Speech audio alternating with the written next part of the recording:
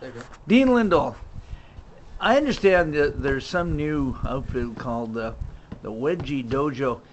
How did you get started with this? The interesting thing about the Wedgie Dojo, it goes back as a kind of a pre-teen bonding experience with my eldest son Josh, who's now 19.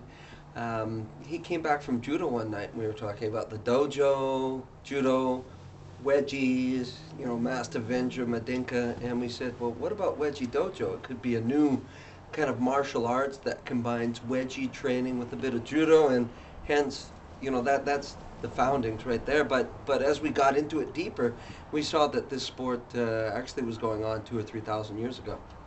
Just a second. When you say this sport's been going on for a few thousand years, you got to be kidding me. No, it's interesting. Well, the dojo that I founded up here, the Great Point North Dojo, we look back at some ancient scrolls or what have you that were brought over from Iceland with the Vikings, and they ended up in our family. And in fact, it was a game and sport that they played in Reykjavik, which I believe the Icelandic word was Sjöngché, which meant underpant pull. Oh, for the love of Mike. I mean, But now I understand that there's a big R behind you. Does that R have some significance? Absolutely. As I said, the beginnings of the Wedgie Dojo started with my son Josh and myself. And really, this is a theme that we like to embrace. It means ready. The Wedgie Dojo, what you've got to recognize is that you've got the Wed and the G. W-E-D, and then the G. The Wed is the light, and G is the dark force. And what we found is that this movement has taken off. Thousands of people involved. In order to get into the Wedgie Dojo, you've got to come up with two things. Oh, your R just fell down, so I don't think that your R looks like it's still ready. No, you keep going. Keep going. We got to edit this. No, you don't have to edit. Then you've got to be able to show that you're ready for anything. No, we're ready for anything. Absolutely. So what I want to say is that the Wedgie Dojo, yes, it's about wedgies, but it's also about being innovative and creative and coming up with new innovative business practices, and that's what we've found with the Wedgie Dojo. You come into the organization coming up with one unique wedgie move, and what that enables you to do, that gives you your yellow waistband. We cross-reference your move against our database, numbering now 600 offensive moves to see if it's been done. Like the Madinka. Madinka is one of my favorite moves, which is basically an up and then a polka step.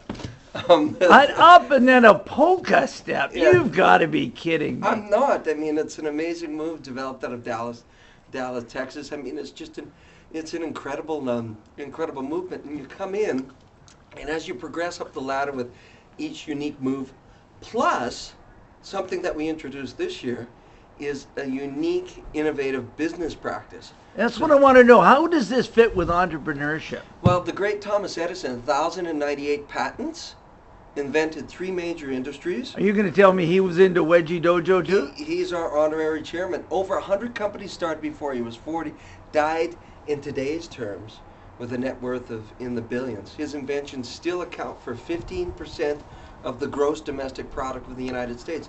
Edison had a principle. You want to know how he came up with all these patents and inventions? You want to hear it? Well, absolutely. Yes, I do. I want to see if it's connected to the Wedgie Dojo program. It is. Edison's principle for breakthrough innovation was stop innovating and start playing and having fun. And so in his invention factory, I'm certain that they were all about wedgies and what have you. And they found through that play, right? Basically, it's the right side of the brain. When you're stretching that right side of the brain, we've got a saying within the dojo: stretch your waistband, stretch your mind, and come up with incredible business breakthrough for 2009. Thank you, Dean Lindahl. Yeah, I don't know. It could have been better.